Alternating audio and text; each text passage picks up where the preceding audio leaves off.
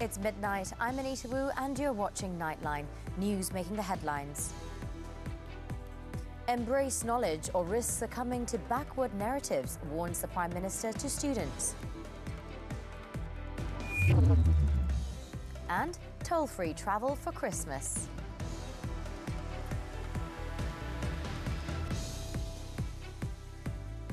Our headlining story. The Prime Minister says that the trend among the younger generation who are easily influenced by bite-sized social media clips is worrying. Datuk Seri Anwar Ibrahim said that the people should seek in-depth and comprehensive knowledge so they are not easily influenced by a briefer overview of a topic on social media. Mengapa kita di universiti? Dan mengapa ada kuliah? Kuliah itu kulli. Dia menyeluruh. Kuliah, prinsip kuliah itu menguasai ilmu sedalamnya dan seluasnya dan tidak menghukum atau memutuskan dengan satu tazkirah atau satu ceramah atau satu kupasan dalam TikTok 1 minit, 2 minit. Ini peringatan yang sangat penting. Anwar said this in his opening speech at the National Book Award 2023 in Tanjung Malim, Perak. He said the younger generation is more susceptible to the beliefs and views of others or certain parties due to ignorance or a lack of knowledge. The Prime Minister urged the public to increase their knowledge by reading more to prevent becoming victims of parties that spread backward narratives. Anwar also advised lecturers to inculcate the reading habit among students by discussing their current reads with them before starting classes. The government has agreed to waive toll charges on December 23rd and 26th for highway users in conjunction with Christmas on Monday. Deputy Works Minister Datuk Seri Ahmad Mazlan said the toll exemption was given to all types of vehicles at all toll plazas, except those at the national border, namely Bangunan Sultan Iskandar Toll and Tanjung Kupang Toll in Johor. Ia juga adalah selari dengan hasrat kerajaan perpaduan bagi membantu meningkatkan beban rakyat merentasi kepelbagaian agama, kaum dan kepercayaan, kerana kita telah memberikan pengecualian tol untuk Tahun Baru Cina, untuk Hari Raya Aidilfitri dan Deepavali pada tahun ini, dan sesuai dengan itu kita adakan juga tol percuma 2 hari pada 23 Disember dan 26 Disember. Speaking to the media at the Works Ministry on Thursday, Ahmad said the selection of the 2 dates was also aimed at preventing traffic congestion on the day of the journey back to the hometown and returning back to the city. He also said that the costs of the toll-free initiative for Christmas, which was decided during the cabinet meeting on December 6th, will be borne by the government and not by the toll concessionaires. Ahmad added that the toll reprieve this time involved a cost of 40 million ringgit, with an estimated 2.1 million vehicles travelling on the highway during this holiday. The toll exemption given during the earlier festive celebrations this year involved a cost of 206.19 million ringgit.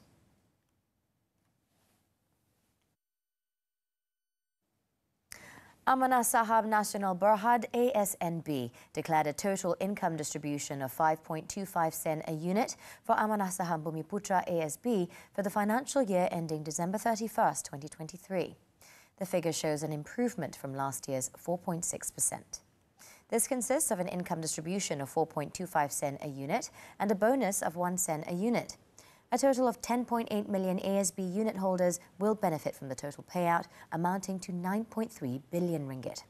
This year's dividend also outperforms the benchmark of Maybank's 12-month fixed deposit rate that recorded an average rate of 2.85% during the year.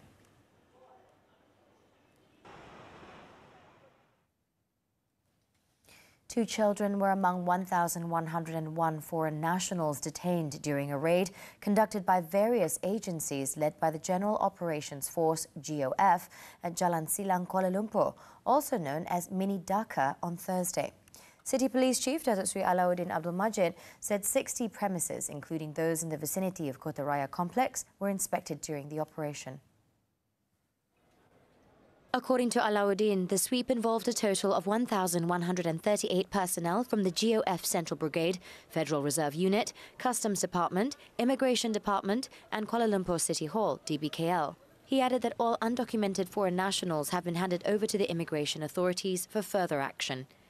Aside from weeding out illegal migrants, the operation was aimed at curbing criminal activities and illegal businesses that were set up by foreigners in the area. It was found that some of them even opened a travel agency and operated a mini clinic for migrants. Authorities also seized cigarettes, alcoholic drinks and medicine that were brought in without the Health Ministry's approval, all valued at over 104,000 ringgit. Masih dalam proses dokumentasi. Seperti mana kalau tuan-tuan boleh lihat di sana tu, kita masih dalam proses menetapkan agihan mengikut negara asal. So insya-Allah sekali dapat kita akan hebahkan. Alauddin also said police will leave it to the DBKL to take further action against owners who rented their premises to the foreign nationals. Earlier, fully armed security forces with special equipment were seen entering each premise, involving 4 blocks along Jalan Silang in the operation, carried out between 11 a.m. to 3 p.m. The raid was also in response to public complaints in the area about the influx of foreigners, who were seen as becoming increasingly bold. Over in Selangor, a man was charged in the Shah Alam Magistrates Court with killing his wife last week. 38-year-old Izzat Saad nodded in understanding the charges, which were read before Magistrate Farah Rosnan. No plea was recorded because the murder case is under the jurisdiction of the High Court. Based on the charge sheet, Izzat is alleged to have killed 33-year-old Nurul Quraishia Zulkafli between December 14th and 16th at a house in Section 32 Shah Alam. He was charged under Section 302 of the Penal Code. The magistrate fixed February 19th for the remention of the case.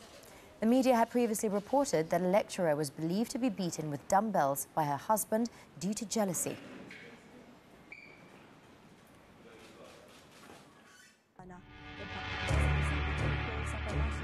Fail Mahkamah merungkai kes-kes tergempar Malaysia.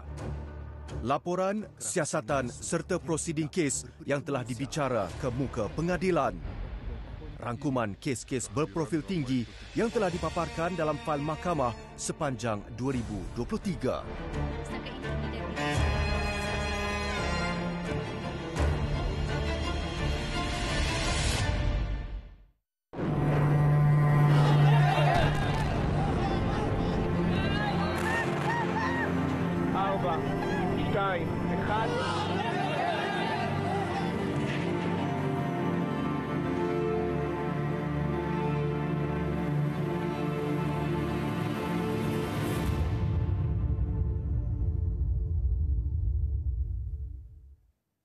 The United Nations Security Council is due to vote on a pause in hostilities in the Israel-Palestinian conflict and aid delivery to the Gaza Strip on Thursday, after several failed attempts to agree on the language of the resolution. Members of the UNSC remain engaged in a high-level diplomacy in hopes of avoiding another United States veto of a new UN resolution on the delivery of desperately needed aid to Gaza. The latest version of the draft text seen on Wednesday called for the urgent suspension of hostilities to allow safe and unhindered humanitarian access and for urgent steps towards a sustainable cessation of hostilities. UN Ambassador for the United Arab Emirates, Lana Zaki Nusebeh, said everyone wants to see a resolution that has impact and that is implementable on the ground. However, the US has been struggling to change the text's references to a cessation of hostilities in Israel's war. The UNSC vote was initially postponed from Monday and then pushed back to Tuesday and then Wednesday.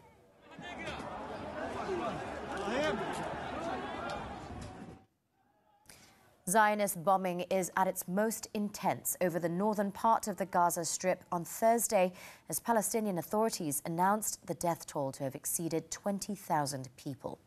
Residents in Jabalia, north of the besieged Strip, said the area was completely cut off, with Zionist snipers now firing on anyone trying to escape.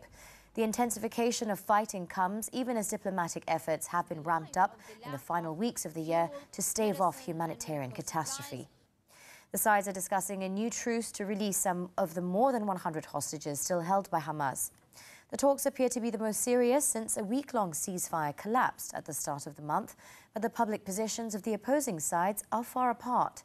Israel says it will negotiate only on a temporary pause in fighting to free hostages. However, Hamas says it is interested only in negotiations that would lead to a permanent end to fighting.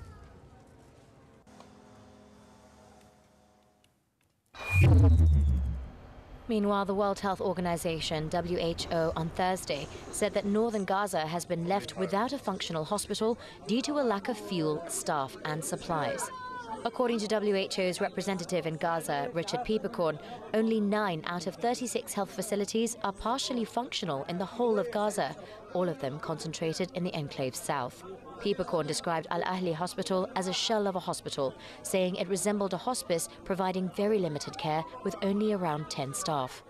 Many of these patients have lost family members and don't have anyone to bring them water or food. Some of them are severely injured and have been waiting for surgery for 2 weeks. Others have been operated on but are now at risk of post-operation infection due to lack of antibiotics and other drugs. All these patients cannot move and need to be transferred urgently to have a chance to survive. Bodies from recent attacks are lined up in the courtyard and they can't be given safe and dignified burials.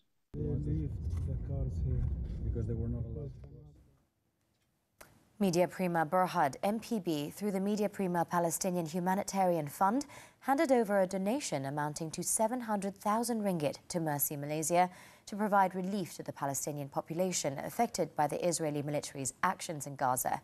The effort also demonstrates the company's commitment to humanitarian efforts. MPB Group Chairman Datuk Sri Dr. Syed Hussein Al-Junaid represented the donors in handing over the contribution cheque to Mercy Malaysia President Datuk Dr. Ahmad Faisal Muhammad Berdaus on Thursday. The funds will be allocated to procure medical supplies, food and clean water and other essential needs for the Palestinians. The ongoing Israel-Palestine conflict has led to a severe disruption of medical and health services, as well as humanitarian assistance in Gaza. MPB is dedicated to providing active support to the individuals and victims affected by Israel's atrocities in Palestine by working with seasoned non-governmental organizations with a proven track record in carrying out humanitarian relief missions in the region. Those who wish to contribute to the Media Prima Palestinian Humanitarian Fund can still do so by channeling your donations to the bank accounts as shown on your screen.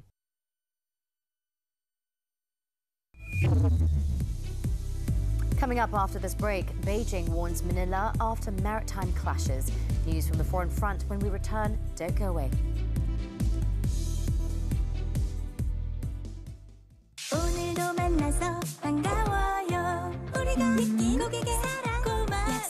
Ni nampak macam sedap je. Nak ni lah. Ini produk terbaru kami, YiUrges Supering Cheesy Corn. Nak cuba? Cheesy Corn ni ditabur dengan sebut supering yang menambahkan lagi rasa kejunya. Wah, bolehlah. Bagi saya cuba satu. Gabungan supering ni memang Cik belum bayar lagi ni. Maaf. Terlupa pula. Dapatkan di YiUrges sekarang. Banyak lemak, pasti ramai yang berhadapan dengan masalah itu. Lemak berlebihan boleh menyebabkan pelbagai masalah kesihatan seperti obesiti dan penyakit jantung. Ada setengah orang yang mudah bakar lemak, ada juga yang sukar. Mengapa perkara ini berlaku? Apa pula perbezaan di antara lemak baik dan lemak jahat? Banyak lemak, perbincangannya dalam Hello Doktor Ahad 5.30 petang di TV3 dan stream juga melalui Tonton. Cuti sekolah kembali. Jom kita main tanah liat. Dan masa yang paling sesuai, kita ketahui cara-cara untuk menjaga anak-anak kita untuk proses berkhatan. Cuti juga, jalan-jalan, tapi privasi jangan dilupakan. Pasang CCTV dan dashcam di kereta anda untuk membantu siasatan jenayah. Soal wang, ini tentang chatty moden ataupun tawaran angsuran bulanan yang menjadi perangkap kalau kita tak mengetahuinya. Isnin hingga Jumaat, 9.30 pagi, hanya di TV3. Jika stream HD secara langsung di aplikasi Tonton. Welcome back. News on the foreign front. China's Foreign Minister Wang Yi has urged Manila on Thursday to act with caution over the hotly contested South China Sea, as his Philippines counterpart noted the need for dialogue between the two countries.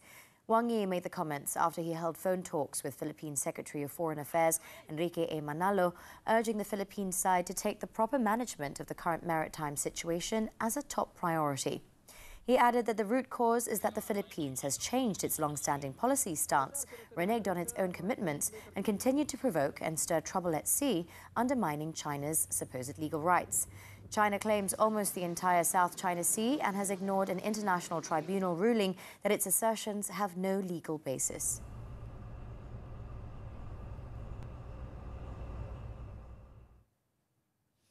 Pyongyang would not hesitate to launch a nuclear attack if an enemy provokes it with nuclear weapons, while Seoul and its allies called for dialogue without preconditions.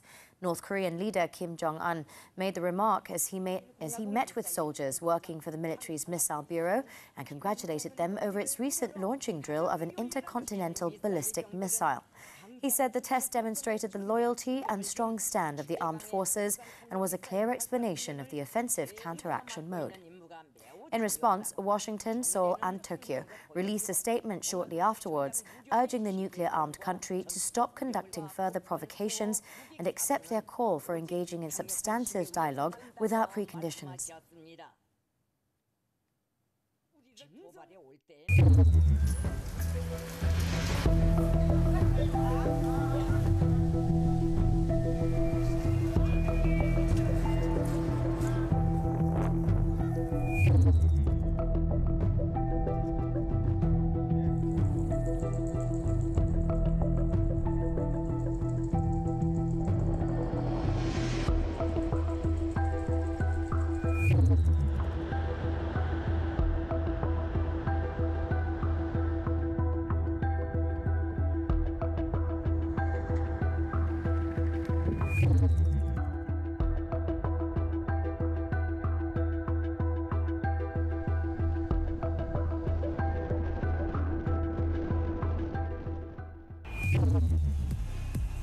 Up next, Leverkusen crushes Bochum to claim top spot.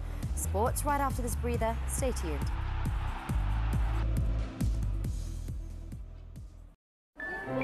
Jangan pandang ringan dan mudah. Anggap batuk awak ini serius. Woods ubat batuk dengan rasa pudina. Memberi sensasi kelegaan di kerongkong. Berkesan melegakan batuk. Woods ubat batuk yang saya percaya. Macam ni lah bakal menantu I. Aku rasa kita kena fikir strategi. Mr. Iqmal, kau salah satu mama punya plan. Aku punya nampak dah kacau. Saya tak nak jumpa awak dulu sebab nak bagi family kita cool down. I tak sukalah dengan dia. No way. Tak boleh, Dik. Tak berkiat, Dik. Mana-mana perempuan yang maksa restu, saya kena terima je lah. Kami Orang KL, Khamis hingga Sabtu, 9 malam di Lestari TV3 dan stream sekarang melalui Tonton. Nak naik pangkat, kena belajar bahasa Inggris dulu.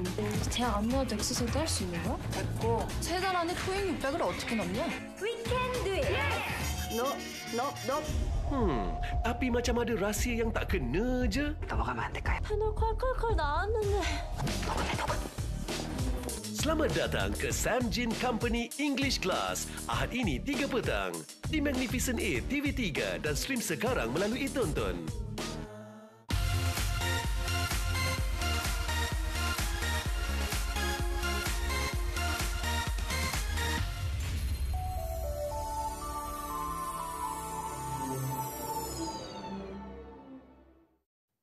We're back with sports news now. Football, the German Bundesliga. Hattrick Schick celebrated his first start of the season with a hat-trick as Bayer Leverkusen consolidated the top spot and set a record for games unbeaten with a 4-0 rout of Bochum. Leverkusen broke the deadlock when 27-year-old Schick drilled in a penalty on the half-hour mark. The Czech forward then slotted in his second goal 2 minutes later, slamming in a Jeremy Frimpong cross before completing his hat-trick in stoppage time, heading in an Alejandro Grimaldo corner. Substitute Victor Boniface completed the victory for the hosts when he slotted home to make it 4-0 in the 69th minute. With the win, Leverkusen end the year on 42 points in top spot, 4 ahead of Bayern Munich, who have a game in hand.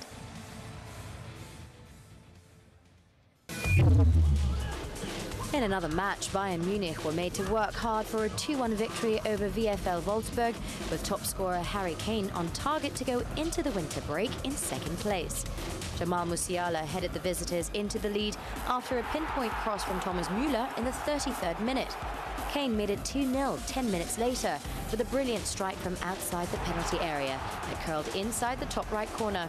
Wolfsburg, however, still had time to cut the deficit after Maximilian Arnold was given too much space at the edge of the box to beat keeper Manuel Neuer with his shot. The victory means Bayern are in second place on 38 points, while Wolfsburg are in 10th place with 19 points.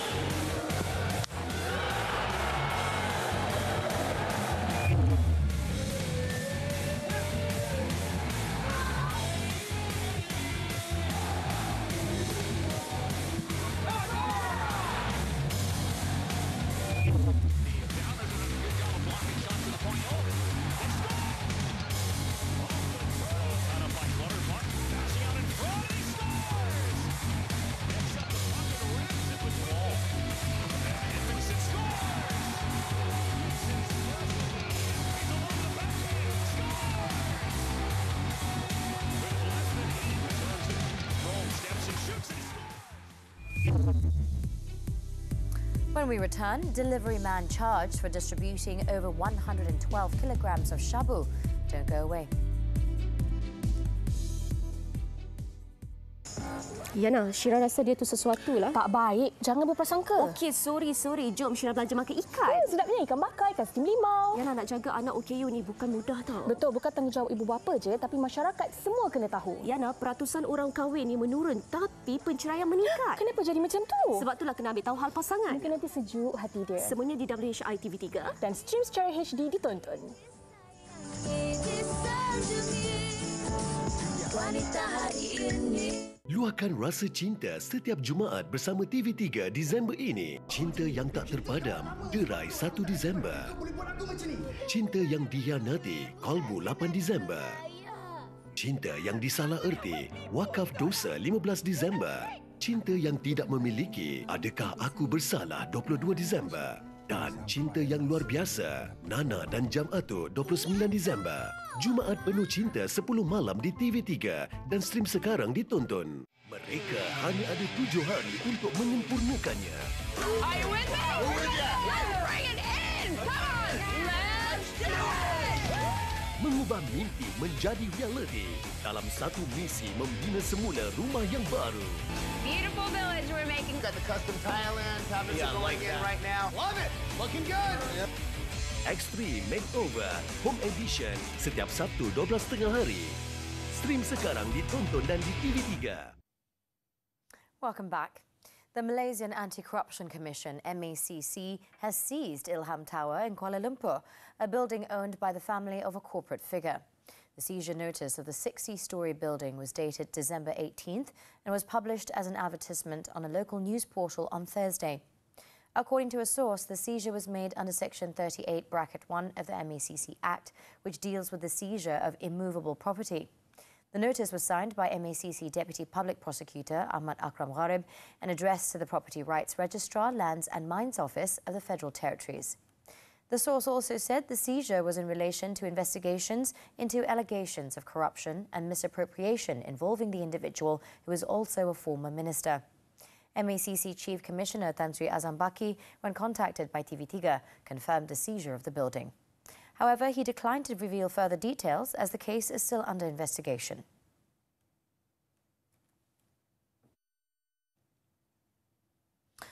Over in Kelantan, a 15-month-old baby boy was found drowned in Rantau Panjang on Thursday. The victim, Firdaus Muhammad Faisal, was believed to have fallen into a swamp next to a shop at Simpang Empat Salam at 12:15 p.m. The incident occurred when his mother, 21-year-old Nabihah Cik Muda, was helping to clean the shop belonging to her family member, which had been inundated during the floods that hit the state recently. Despite keeping a watchful eye on her son, he suddenly disappeared in a split second. She then saw the toddler already flailing in the swamp waters, but when she tried to rescue her child, the victim suddenly went under and vanished. The family then alerted the Fire and Rescue Department and a search and rescue operation was launched. Firdaus's body was only found by the Water Rescue Team, PPDA, about 2 hours later. Rantau Panjang Fire and Rescue Station Chief Shapawi Stapa said that the search efforts faced difficulties due to thick grass and garbage, as the area had experienced flooding several days earlier. The body was then handed over to the police and taken to the Pasir Mas Hospital Forensic Unit. Whereas in Negeri Sembilan, a delivery man was charged in the Seremban Magistrates Court with trafficking in 112.48 kilograms of shabu. D. Krishna Roa, 31, nodded after the charge was read out to him before Magistrate Syed Farid Syed Ali, but no plea was recorded. He was charged with trafficking the drugs at a temple in Jalan Tuanku Antah near Seremban at about 8:55 p.m. last December 9th. The charge was framed under the Dangerous Drugs Act 1952, which provides death or imprisonment for life and shall, if not, be sentenced to death. Be punished with whipping of not less than 15 strokes upon conviction. Krishna Roa was not allowed bail, and the court set February 21st for mention for submission of the chemist report.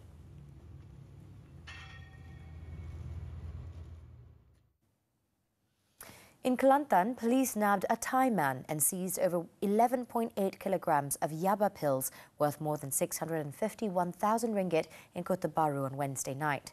State Police Chief Datuk Muhammad Zaki Harun on Thursday said a police team spotted the 36-year-old suspect and another man in a car parked in front of a veterinary clinic in Tunjung at about 11:45 p.m.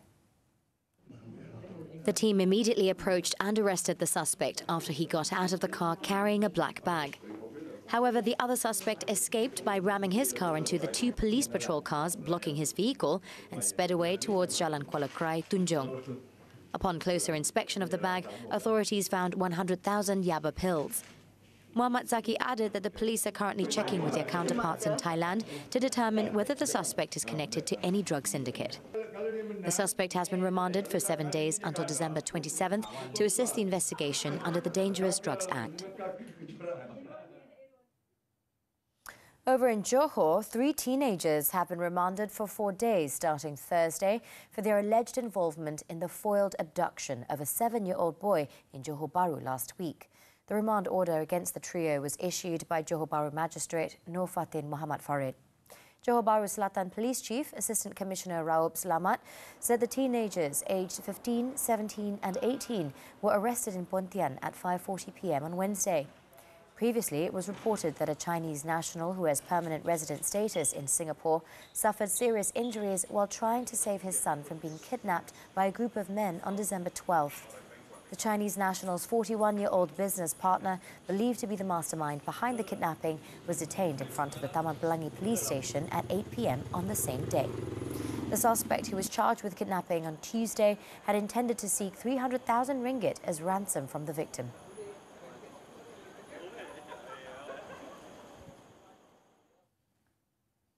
In Kelantan, the Kota Bharu Sessions Court sentenced a labourer to a total of 16 years in prison and given 2 strokes of the cane for 2 counts of committing physical sexual assault on a teenage boy. Judge Muhammad Zul Zakikuddin Zulkifli handed down the sentence on Cik Wan Muhammad Fadil Cik Noh, 34, who pleaded guilty to both charges. He was sentenced to 8 years imprisonment and a stroke of the cane for each charge to be served concurrently from the date of arrest, which was last December 14th. Cik Wan Muhammad Fadil was charged with physical sexual assault on the boy, who is then 15 years old, in a house in Kampung Dalam Ru, Pasir Putih on September 26 and October 10th this year. The charges were framed under the Sexual Offences Against Children Act 2017, which provides imprisonment for up to 20 years and whipping upon conviction.